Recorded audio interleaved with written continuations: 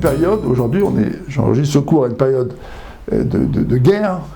Les nazis islamistes du Hamas se sont levés contre nous, et donc individuellement, c'est ça qui va m'intéresser ici, on sent tous un petit peu de désespoir. Qu'est-ce qu'on va devenir? Qu'est-ce que l'avenir nous réserve? Comment on va affronter tout ça? Est-ce qu'un jour, tout ça va prendre fin?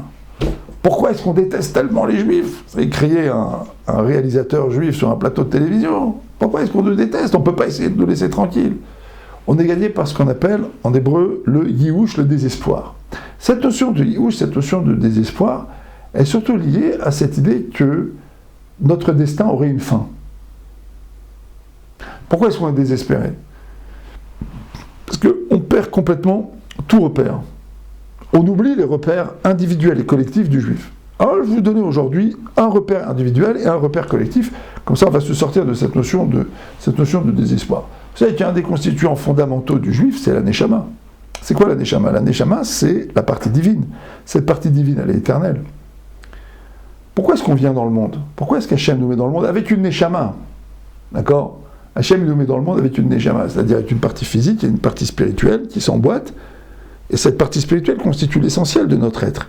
Et elle va s'exprimer par notre intellect, elle va s'exprimer par notre personnalité, nos émotions, nos volontés, notre intelligence, nos choix et nos comportements. L'âme divine que nous avons en nous, elle influe en quelque sorte sur la totalité de notre être, jusque dans les moindres particules de notre corps. Donc il y a une justification à notre venue au monde. Et qui a organisé tout ça? Le hasard? Le singe qui a évolué? Qui nous a mis là? Qui nous a mis en Israël? Un singe évolué qui un jour a décidé de se laisser pousser des papillotes? Hachem a créé le monde. Hachem a donné la Torah au peuple juif. Hachem a amené son peuple dans l'histoire, Hachem a amené son peuple sur la terre d'Israël, et Hachem en a fait partir le peuple d'Israël, et Hachem a ramené son peuple sur sa terre. Il lui a donné une Torah. Et dans cette Torah, il a donné tous les outils pour affronter toutes les situations. Les situations de guerre, les situations de paix, les situations de danger, les situations de calme. Que ce soit au niveau individuel ou au niveau collectif. Nos sages nous disent « Aforba ve aforba de kulaba ». Tu peux la retourner dans tous les sens, tout y est. Le Shulchan Aruch, le texte de l'Ogive, nous parle de tout. Il nous parle de ce que nous devons faire en temps de guerre, il nous parle de ce que nous devons faire en temps de paix, et il nous dit comment nous devons nous comporter. Donc finalement, c'est quoi cette notion de yiouch, mes chers amis? Pourquoi est-ce que certains sont gagnés par le désespoir? Simplement parce qu'ils perdent leurs repères. Et nos repères, ils sont très clairs. Et c'est cela qu'il faut retrouver. D'abord, avant toute chose, il y a une neshama, il y a une partie divine en nous, ce qui signifie qu'il y a un témoin, en quelque sorte, de notre pertinence, de la pertinence de notre venue au monde. Nous ne sommes pas venus au monde pour rien, nous sommes venus au monde avec une mission spirituelle qui s'incarne dans nos actions, parce qu'on vit dans le monde de l'action. Ça, c'est la première chose. La deuxième chose, vous voyez bien aujourd'hui, quand vous entendez les récits des otages, quand vous entendez les récits des combattants, et puis de manière générale, quand vous voyez ce formidable réveil du peuple juif, finalement, ce qui donne de la force, c'est simplement ce lien avec Hachem. Dieu va nous sauver. Dieu est avec nous. Dieu nous a donné la Torah. Dieu nous a demandé de faire des mitzvot. Dieu nous a parlé. Il n'y a pas que la géopolitique et son cynisme. Il n'y a pas que l'affrontement militaire et sa dureté ou sa cruauté. Il n'y a pas que les affrontements politiques et leur cynisme à la petite semaine. Le Rambam, Maïmonide, nous dit que dans les périodes de souffrance et dans les périodes où on sent qu'il y a un décret divin sur le peuple juif, on doit faire teshuva. Et attention, malheur à celui qui va faire des pentes, qui va analyser l'événementiel en parlant de micré. Micré, ça veut dire de hasard. Alors moi je dirais aujourd'hui qu'il va tout ranger dans la catégorie géopolitique, sociopolitique, militaire. Parce qu'elles existent, ces catégories. Mais le Rambam, Maïmonide nous dit, celui qui ferait ça, celui qui rangerait toute son analyse finalement, et qui rangerait toute son intellectuel et toute son énergie dans ces catégories-là, il serait arzari, il serait cruel. Arzari, ça veut dire qu'il serait ar seulement, zari, zar à l'extérieur. Il serait seulement à l'extérieur de l'événement. La partie politique, militaire, géopolitique, c'est l'extérieur de l'événement. L'intérieur de l'événement, c'est que le peuple juif, il est né au pied du mont Sinaï, qu'il a reçu la Torah, et que ça fait 3300 ans qu'il traverse l'histoire, et l'espace, et le temps, avec ce texte-là. Et ce texte qui, pour toutes les périodes, nous donne des règles sur le plan individuel et sur le plan collectif. Donc il n'y a pas de place pour le Yiouch. Parce que l'histoire dans laquelle on vit, c'est une histoire qui a un sens. Et c'est une histoire dans laquelle on nous donne les moyens de nous défendre. Il y a toujours eu des grands guerriers dans le peuple juif. Donc oui, il y a des guerriers aujourd'hui. Et il y a toujours eu des gens qui étudiaient la Torah. Et oui, aujourd'hui, les gens étudient la Torah. Il y a toujours eu un peuple qui priait, qui faisait des mitzvot. Et un peuple qui avait conscience de la pertinence de son rôle spirituel dans le monde. Et donc il le véhiculait, particulièrement dans les périodes de souffrance. Donc là aussi, il n'y a pas de place pour le Yiouch, il n'y a pas de place pour le désespoir, parce que l'histoire a une direction, elle a un sens. Alors ce qui est vrai, c'est ce que dit le Ramchal, Rabbi Moshe Chaim Luzzatto. Il dit, la période pré-messianique, c'est une période qui est marquée par ce qu'on appelle Midat HaYichud. Alors c'est quoi la Midat HaYichud ? La Midat HaYichud, c'est qu'en fait, l'ensemble des actions, l'ensemble des événements, l'ensemble de l'événementiel est conduit de manière mystérieuse par Hachem, selon des règles qui ne sont pas les règles habituelles de la justice divine. Dans les règles habituelles de la justice divine, il y a le srar, le salaire, le honesh et la punition. Il y a ce qu'on appelle mida keneged mida, mesure pour mesure. Il y a donc une lisibilité, une visibilité. À vrai dire, dans ces événements, elle n'est pas absente, mais elle n'est jamais exclusivement présente. Il y a beaucoup de désordre dans l'événementiel. Qu'est-ce que Hachem veut de nous ? Cette question, elle apparaît dans ce qu'on appelle des événements qui sont rangés dans le cadre de Midat HaYichud.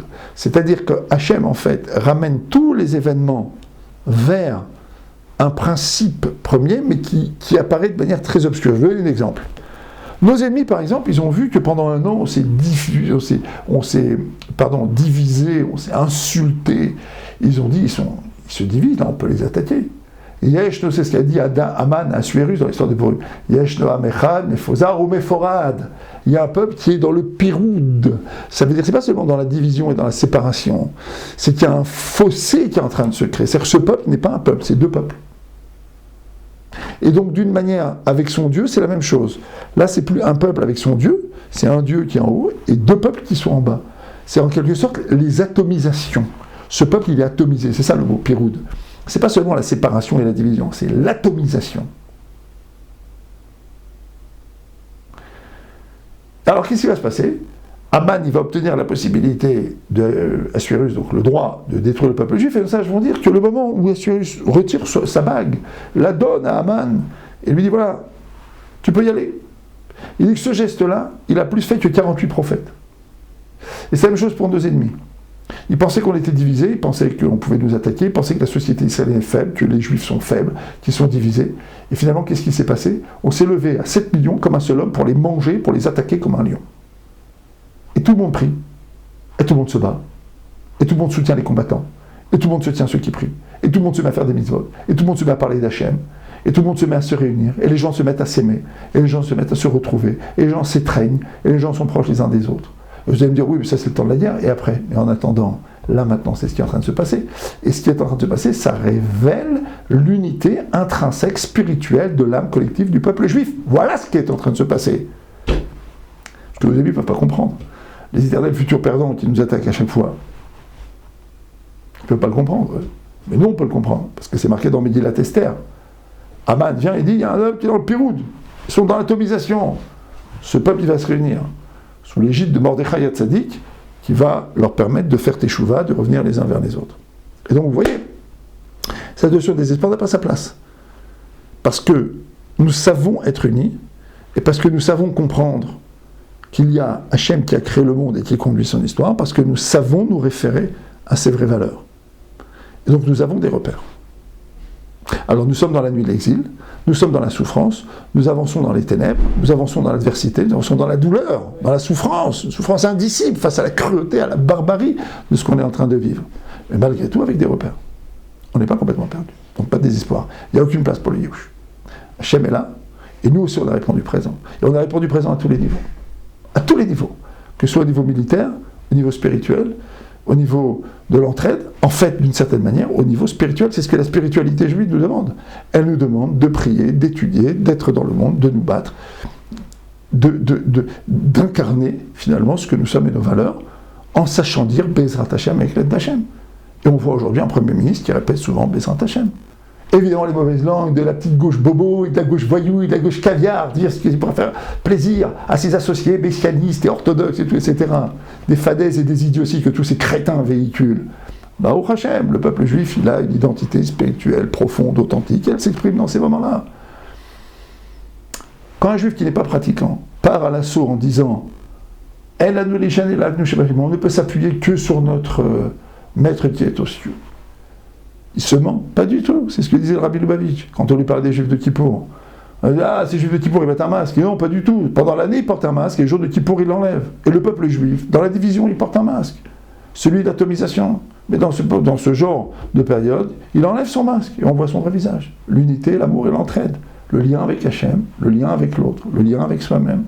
Une réflexion profonde, féconde, et en même temps une capacité à combattre. C'est le multidimensionnel juif. Voilà mes chers amis. Donc pas de diouche, pas de crise de nerfs, on continue d'avancer.